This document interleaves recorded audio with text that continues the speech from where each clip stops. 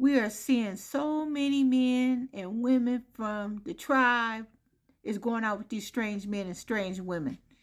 And why did Yahuah forbade intermarriage, intermingling, and adopt the ways of the nations, Gentiles, for deep, spiritual, covenantal, and prophetic reasons?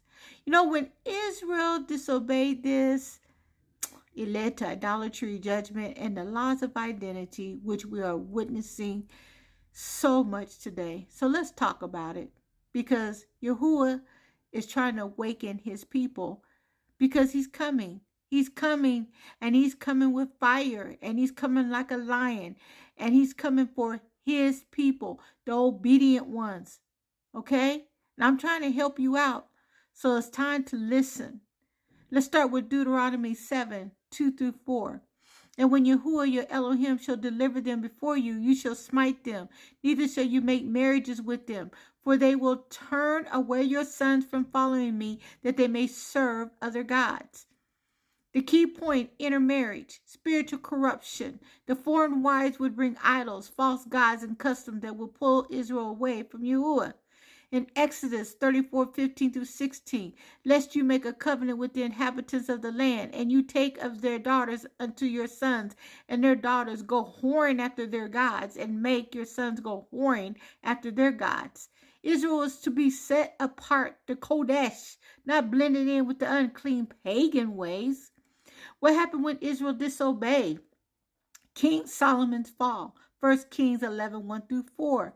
But King Solomon loved many strange women of the nations, concerning which Yahuah said, you shall not go unto them, for it will come to pass, when Solomon was old, that his wives turned away his heart after the other gods. Even the wisest man that ever lived became corrupted through his foreign wives. In Ezra 9-10, post-captivity intermarriage. After Babylonian exile, the people of Israel have not separated themselves from the people of the lands. They have taken of their daughters for themselves, so that the holy seed have mingled themselves. That's Ezra 9:1-2. In Ezra 10:3 and Ezra 10-12, Ezra tore his garments, wept bitterly, and later made Israel divorce the foreign women and restore the covenant purity. The holy seed line was in danger of being diluted and spiritually compromised. Now let's go into the Apocrypha and the ancient texts on intermingling. And we're going to go into the book of Tobit 4 and verses 12-13. Beware of all whoredom, especially taking a wife of the seed of your fathers, and take not a strange woman to wife. We are the children of the prophets. Remember Noah, Abraham, Isaac, and Jacob all took wives of their own kindred. The righteous patriots did not marry Gentiles, but women from their own nation under covenant. In the book of Jubilees, my favorite book, chapter 30, verses 7-17. After one of Jacob's daughters is defiled by a foreign man, and do you not know what has been written and ordained by Yahuah against those who commit fornication with the Gentiles, that the seed of Israel should not mingle with the seed of the nation? This book, used in Qumran communities, warned that intermingling leads to generational curses. Spiritual and prophetic reason, Yahuah's royal line must remain pure.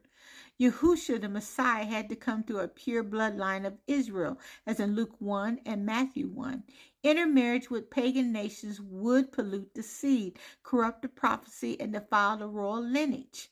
In Genesis 3:15, I will put enmity between your seed and her seed.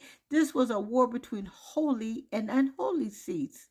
So what is the modern impact? The loss of identity, power, and covenant.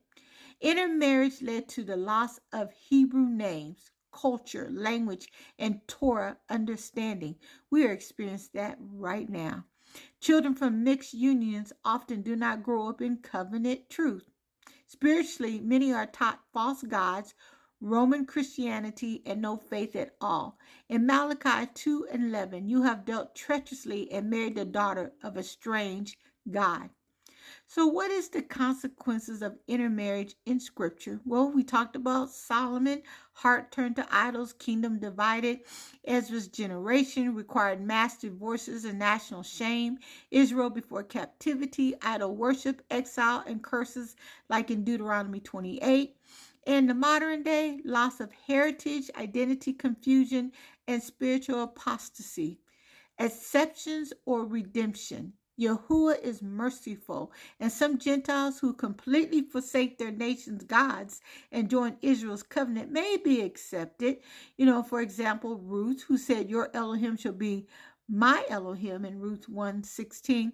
But this is not casual intermarriage, it is a full submission to Yahuah's covenant. So, what's the final summary? Why didn't Yahuah want Israel to marry other nations? He wanted to keep them holy, undefiled, and loyal to his covenant. What happens if Israel disobeys? Spiritual corruption, idolatry, generational curses, and national destruction. Is there hope for mixed unions? Only if the Gentile fully renounces paganism and joins Israel's covenant like Ruth and Rahab. What do ancient texts say? Jubilees, Tobit, and Ezra agree the holy seed must not mingle with pagan nations.